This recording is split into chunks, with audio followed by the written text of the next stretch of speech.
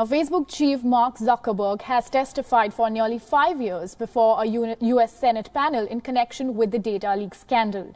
Zuckerberg had to face a barrage of questions related to controversies surrounding his social media company. In his opening statement, Zuckerberg apologized for his past mistakes. He said that Facebook is well on the way to tackling problems on the social network. Now, while speaking about political consulting firm Cambridge Analytica, Zuckerberg told the U.S. senators that his company is in a constant battle with Russian operators seeking to exploit the social network. He also revealed that his staff members have been interviewed by Robert Mueller, who is the special counsel investigation in the Russian meddling in the 2016 election. Now, meanwhile, Facebook shares posted their biggest daily gain in nearly 2 years. So if you want to have an experience, we didn't take a broad enough view of our responsibility, and that was a big mistake. And it was my mistake, and I'm sorry. I started Facebook, I run it, and I'm responsible for what happens here. So now we have to go through all of our relationship with people and make sure that we're taking a broad enough view of our responsibility. It's not enough to just connect people. We have to make sure that those connections are positive. It's not enough to just give people a voice.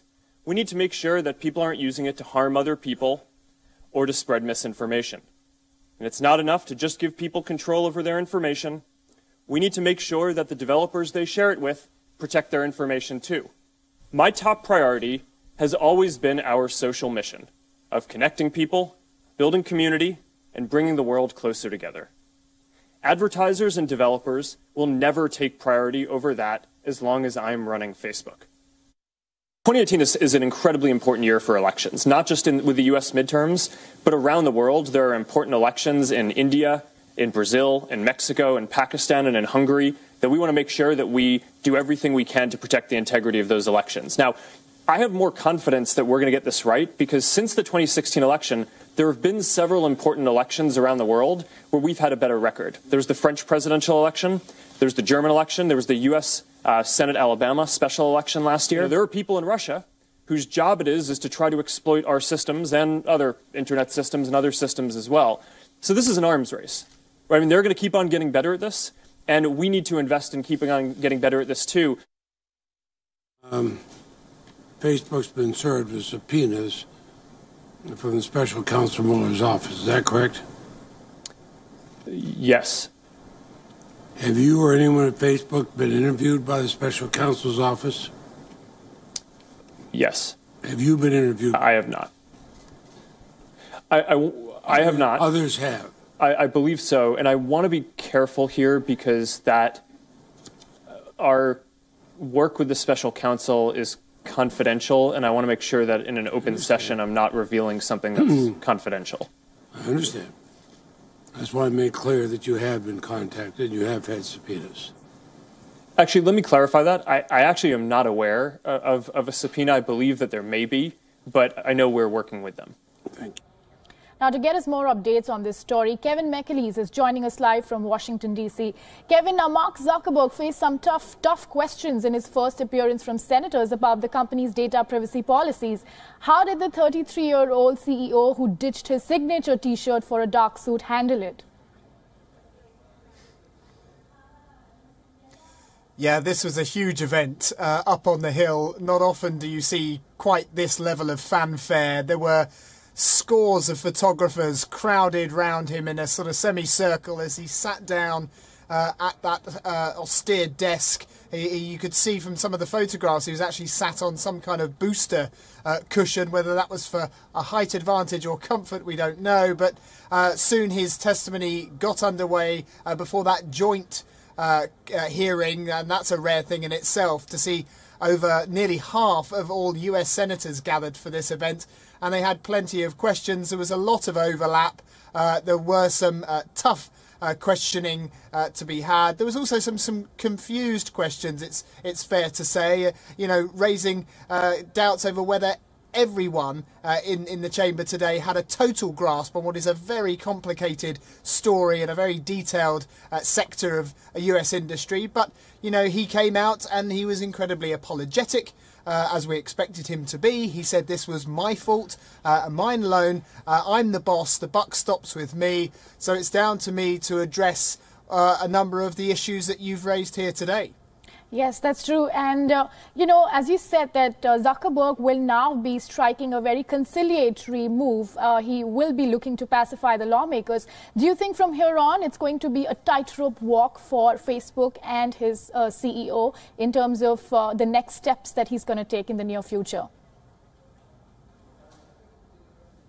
Well, look, I think it's important to point out that, you know, Mark Zuckerberg didn't promise anything today. Essentially, he said that he would put in his own sort of self-regulation reforms. He would make sure that security was taken more seriously with greater investment. He talked about 20,000, a team of 20,000 security personnel now going after things like, you know, trolling, fake accounts, false news stories. So he wanted them to know that he was taking the concerns of the general public and the users worldwide seriously. But what he wasn't saying was that I'm just going to agree to any form of regulation that the US federal government might offer at this stage. Now, they're not saying anything just yet. They want to see, I think, how he reacts to this two-day session. Remember, he's got another session to go into on Wednesday here before they perhaps decide whether they need to apply a bit of pressure. But Mark Zuckerberg has had free rein since 2004 to do as he wishes. And I think we're now entering a period where once, you know, lawmakers can get their heads round the complexity of the tech sector here in the United States, which is a global tech sector, effectively, when you look at platforms like Facebook Media, then Facebook and other social media, then I think we might be sort of creeping towards the government getting more involved if they don't see an improvement, certainly in security over the coming sort of months and years. Yes, and Kevin, as you pointed out that the CEO hasn't really promised anything, but considering that some roughly 40 billion annual revenue, which accounts for more than 90% of the revenue that comes from ads in Facebook and Instagram, now with changes in regulation policies, which is expected to get tighter, of course, in due course of time, what is Facebook's coping mechanism going to be like in your view? Well, as you said in your introduction, shares finished the day 4.5 up. I mean, that sort of gives you an idea of what the shareholders and investors are thinking about Mark Zuckerberg's performance and the future path for Facebook. They're clearly confident as it stands. Let's see how it closes out after his second day of testimony. But, you know, he didn't rule out this idea that there could be a paid element to the Facebook business model. Currently, it's a free platform, and as you said, it's monetized by getting those advertisements. 90% of that $40 billion income, and that's highly significant. You can't just strip that away, as Mark Zuckerberg said today. You know, he still has a business model. He's still expanding. And until there's something comparable that can generate that kind of revenue, Facebook aren't about to employ it. He also said, you know, in terms of a philosophical approach to all of this, he wants to maintain that free service. He wants to see communities brought together. You know, some may dismiss that as idealism, but, you know, that certainly seems to be at the core of his philosophy for the Facebook model. But that won't keep the shareholders happy. They still want to see those revenues coming in. And if you're talking about greater regulation, privacy settings, perhaps users being able to switch off from advertising, well, that's effectively going to harm your bottom line, and no one will be more aware of that possibility than the man in the chair in Congress today.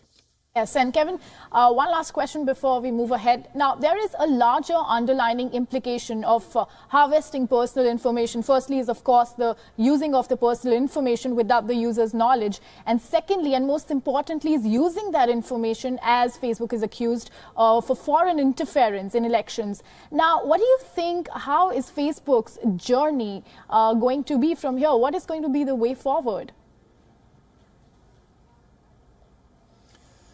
Well, he had acknowledged today that Cambridge Analytica had scraped off improperly the information, the data of 87 million users. Those users, of course, are now being contacted if they have been caught up in this by Facebook.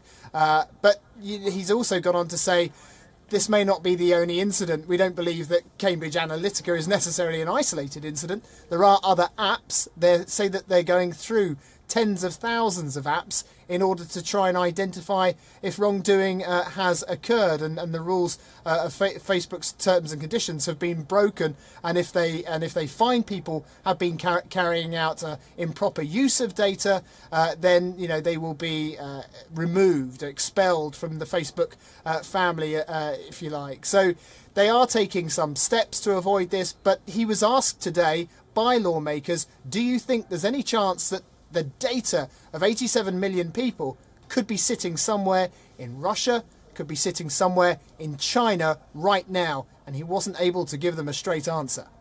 Yes, and that says a lot, but we have a lot to look forward to in this regard. Well, thank you so much, Kevin, for joining us and giving us all those updates.